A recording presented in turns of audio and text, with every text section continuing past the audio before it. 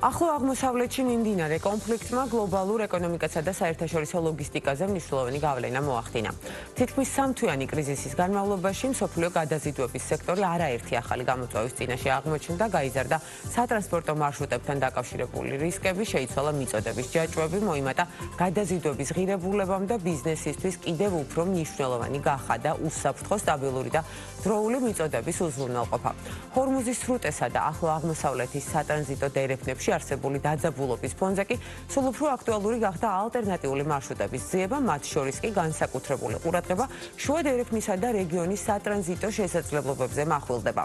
რა რეალობა შექმნა ამ პროცესებმა გლობალური ლოგისტიკისთვის, როგორ შეიცვალა კომპანიების სტრატეგია და რა შესაძლებლობები და გამოწვევები აქვს საქართველოს? მიხეილ ბაბუნაშვილი, FS McKinsey საქართველოს წარმომადგენლობის დირექტორია, ჩვენი სტუმარი. მოგესალმებით, ბატონო მიხეილ, ძალიან დიდი მადლობა სტუმრობისთვის. მადლობა მოწვევისთვის, მოგესალმებით.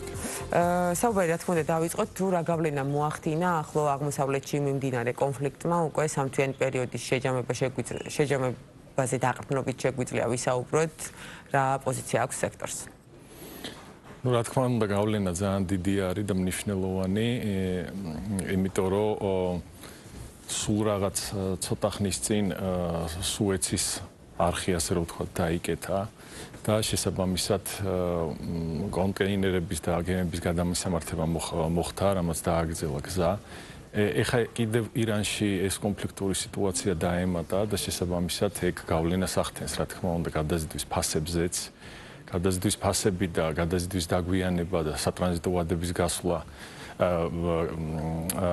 გაწელვა შესაბამისად ახდენს მერე გავლენას უკვე პროდუქციის ფასებზე, რომელიც უკვე დახლებზე აღინიშნება, ასე რომ ძალიან მნიშვნელოვანი ფაქტორი არის. როგორ შეიცვალა გლობალური ლოგისტიკური ჯაჭვები, რომ გითხრათ და ასევე საინტერესოა, რომელი მიმართულებები, მარშრუტები აღმოჩნდა განსაკუთრებით რისკის შემცველი და ამის შემდეგ უკვე ვისაუბროთ ალტერნატივებზე, თუ არსებობს და რომელი მიმართულებები. დიახ, ესე იგი, ცვლილება მოხდა თან არაერთი, სუეცს რაც შეეხება, როგორც მოგეხსენებათ, იქ უკვე აფრიკის მოვლით გადიან გემები, ამან საგრძნობლად გაზარდა სატრანზიტო ვადები. პლუს ჩვენთან შემომავალი კონტეინერები და გემები ჩერდებიან ჯერ თურქეთში, სტამბოლში და შემდეგ უკვე სხვა გემებით მოდიან ფოთის და ბათუმის პორტებში. იქაც უკვე ამ ბოლო თვეების მანძილზე საგრძნობლად დიდი დატვირთულობა არის, ისევე როგორც ჩვენ პორტებში, რაც ისიც ასევე ზრდის ვადებს. კონკრეტულად ჰორმუზს რაც შეეხება და იმ რეგიონს სპარსეთის მანდ ფაქტიურად გაჩერებული არის ყველაფერი. მხოლოდ ძალიან მცირე ძვრები არის და ყველაზე ცუდი რაც არის არასტაბილური და არაპროგნოზირებადი გარემო არის. შესაბამისად იქაც უკვე მოინახა რაღაცა მოვლითი გზები, მაგალითად დოჰადან, რომელიც საერთოდ გვერდს უვლის, ასე რომ ვთქვათ, იმ ზონას, რომელიც მთლიანად გაჩერებული არის, ასევე საუდის არაბეთიდან. ვინაიდან რადგანაც ეს ორი ტერიტორია და გეოგრაფია, რომელიც ახლა მე დავასახელე, ძალიან მნიშვნელოვანია, რა თქმა უნდა, ჩვენც ვცდილობთ, როგორც სექტორი, რომ ახალი გზები მოვნახოთ და ეს გზები ნებისმიერ შემთხვევაში მოინახება. თქვენ ახსენეთ ღირებულების საკითხი, რა მასშტაბით არის გაზრდილი გადაზიდვების ღირებულება ამ დროისთვის, რომ გითხრათ და ასევე საინტერესოა გაზრდილი ღირებულების გავლენა ტვირთბრუნვაზე და ასევე ბიზნესის ოპერირებაზე, რამდენი საგანგაშო.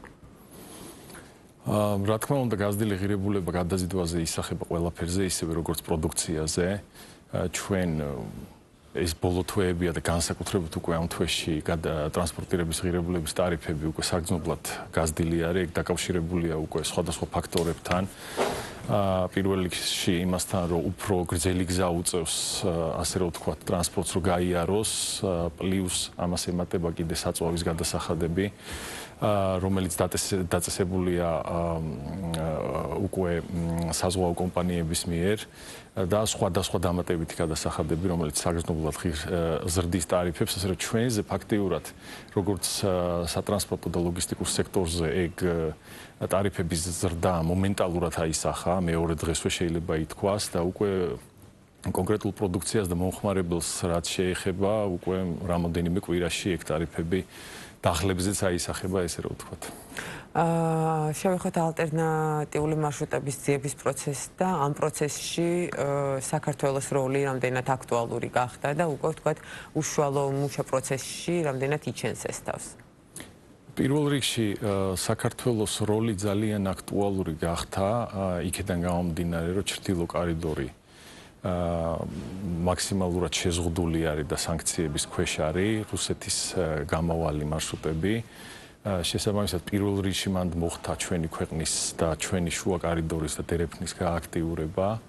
ეხლა კიდე ამას დამატებული ირანში ეს საომარი სიტუაციიდან გამომდინარე კიდევ უფრო მეტ როლს იჩენს შუა დერეფანი და ჩვენი აქტუალობა უფრო მკვეთრად გამოიხატება.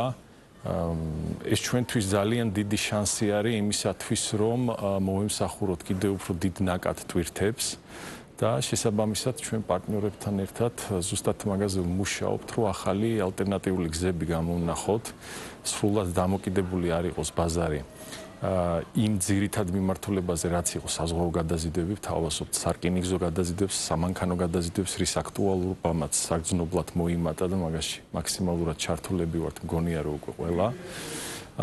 ასე რომ ჩვენი ალტერნატივა დღეისდღეობით არის ყველაზე უსაფრთხო გამოსავალი გადაზიდვების მიმართულებით. და უსაფრთხოება ალბათ არის ახლა ერთ-ერთი მთავარი პრიორიტეტი. თქვენ ახსენეთ სახმელეთო და სარკინიგზო გადაზიდვები, რაც არის ალტერნატივა სწორედ ჰორმუზის სრუტის შექმნელი ვითარებიდან გამომდინარე. დაახლოებით რა მაჩვენებელს ფარავს, რასაც თქვათ ვერ პასუხობს ამ ეტაპზე ჰორმუზის სრუტეზე შექმნელი სიტუაციიდან გამომდინარე სარკინიგზო და სახმელეთო მიმართულება. აი როგორც ვახსენე, ხა უფრო აქტუალური ხდება ეს, იმიტომ რომ ძირითადად გლობალურად ყველაზე მნიშვნელოვანი ტრანსპორტირების გზა მაინც საზღვაო გადაზიდვებია და ვინაიდან რადგანაც უკვე ამდენი შეფერხება არის და დაგვიანება სატრანზიტო ვადებში, საზღვაო გადაზიდვა დღემდე მაინც ალტერნატივა რჩება ფასიდან გამომდინარე, იმიტომ რომ ყველაზე იაფი ღირს ზღვით გადაზიდვა. მიუხედავად ამისა, ძალიან მნიშვნელოვანი ხდება ახლა სარკინიგზო გადაზიდვა, ძალიან მნიშვნელოვანი ხდება სამანქანო გადაზიდვები. ამ მოცულობებმა საგრძნობლად მოიმატა წინა წლებთან შედარებით და კიდევ უფრო იმატებს, იმიტომ რომ ეს არის ის ალტერნატიული გზები ზუსტად, როდესაც მომხმარებელს უნდა რომ პროდუქცია სწრაფად მიიღოს და შესაბამისად რაც უფრო აი თვეებით ორიენტირდებით უკვე ხო, რაც უფრო თვეები გადის, ამაზე მოთხოვნა უფრო მზარდი არის. საზღვაო გადაზიდვების შემთხვევაში კონკურენტული ფასი გასაგებია სახმელეთო და სარკინიგზოსთან მიმართებით. საინტერესოა გარდა ამისა, ვთქვათ ამ ალტერნატივას სახმელეთო და სარკინიგზო გადაზიდვების ნაწილში რა დამატებითი გამოწვევები ახლავს? ყველა მიმართულებას თავისი სირთულე აქვს, თავისი გამოწვევები აქვს, რა თქმა უნდა, გადაზიდვები ფაქტიურად იყოფა იმის და მიხედვით, თუ რამდენად სწრაფად ხდება გადაზიდვა და რა ფასში ხდება ეს. შესაბამისად, ყველაზე იაფიანი ალტერნატივად ისევ და ისევ რჩება საზღვაო გადაზიდვები. შეიძლება ითქვას, რომ მაგის საშუალო სატრანზიტო ვადაში და ფასის მიმართებაში არის სარკინიგზო გადაზიდვები და უფრო ძვირი არის სამანქანო გადაზიდვა.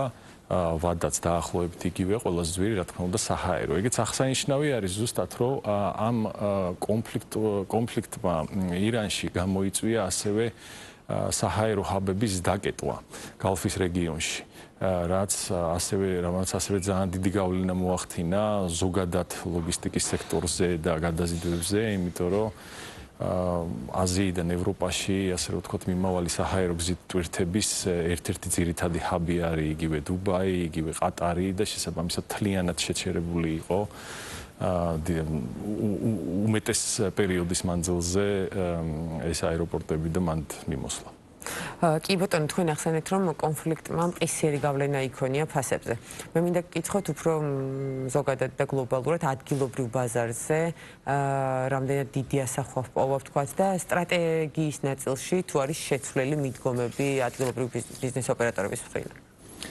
ადგილობრივ ბაზარზე რა თქმა უნდა ამან გავლენა იქონია. იგივე საკონტეინერო გადაზიდვებზე რო ვისაუბროთ, ახლა 30-40% უკვე გაზრდილი არის დღეს. წინა პერიოდთან და თვეებთან შედარებით გადაზიდვები რაც დაახლოებით $1,500 უტოლდება თითო კონტეინერ 40 ფუტიანი კონტეინერის ფასის მიმართებაში, შესაბამისად ადგილობრივი კომპანიებიც მაქსიმალურად ცდილობენ რომ დააბალანსონ თუ რა ვადაში უნდათ რომ ტვირთი მიიღონ და ფასთან მიმართებაშიც, რა თქმა უნდა, აქედან გამომდინარე კომპანიები იღებენ გადაწყვეტილებას ვადაშიც ჭირდებათ გადაზიდვა იქედან გამომდინარე, მაგრამ ვინაიდანაც ეს სიტუაცია ყველანაირი სახის გადაზიდვას შეეხო და შესაბამისად ყველანაირი გადაზიდვის ფასს, რა თქმა უნდა, ეგ საბოლოო ჯამში ფასებზეც აისახება. რამდენად არის შეცვლილი დაზღვევის, უსაფრთხოების, რისკ მენეჯმენტის მიდგომები სწორედ შექმნილი ვითარებიდან გამომდინარე, რა ახალი გამოწვევები და საჭიროებები დგას უკვე დღის წესრიგში? პირველ რიგში რომ ვისაუბროთ გადამზიდავებზე და მაგალითად საზღვაო ხაზებზე. მან რისკ მენეჯმენტი რეალურად ყოველდღე უკვე მონიტორინგის ქვეშ არის და შესაბამისად გემები აი ფაქტიურად გზაში წყვეტენ უკვე როგორ იმოქმედონ და შეიცვალონ თუ არა მარშრუტი და ასე შემდეგ. რაც შეეხება ჰორმუზს, იქ საერთოდ ფაქტიურად მოძრაობა გაჩერებულია ისევ და ისე რაღაც რამოდენიმე გემი გავააქეთ იქით, მაგრამ ეგ ძალიან არაპროგნოზირებადი სიტუაცია არის და თვითონ ეს დაზღვევის ტარიფებზეც და სადაზღვეო სისტემაზეც ძალიან აისახება, იმიტომ რომ სადაზღვეო კომპანიებმაც უკვე ეგ ომის რისკის ტარიფები საგრძნობლად გაზარდეს, ან საერთოდ ომის რისკის დაზღვევა გააუქმეს. ასე რომ ესეც უკვე საზღვაო ხაზებისთვის ძალიან დიდ რისკებს მატებს. ჩვენი ქვეყნის პოტენციალზე მინდა გკითხოთ, რაც გრძელვადიან ნადაც ძალიან მნიშვნელოვანია, სწორედ ჩვენი გეოგრაფიული მდებარეობიდან გამომდინარე, რამდენად არის ის პოტენციალი ათვისებული, რაც რეალურად გვაქვს და რა არის საჭირო ამისათვის, მთავარი გამოწვევები სად ისახება და რა უნდა გაკეთდეს იმისათვის, რომ მაქსიმალურად იყოს გამოყენებული ეს შესაძლებლობა. იცით რაშია საქმე, ჩვენ ქვეყანაში კიდე ბევრი რამე არის გასაკეთებელი იმისათვის, რომ ეს პოტენციალი მაქსიმალურად გამოვიყენოთ.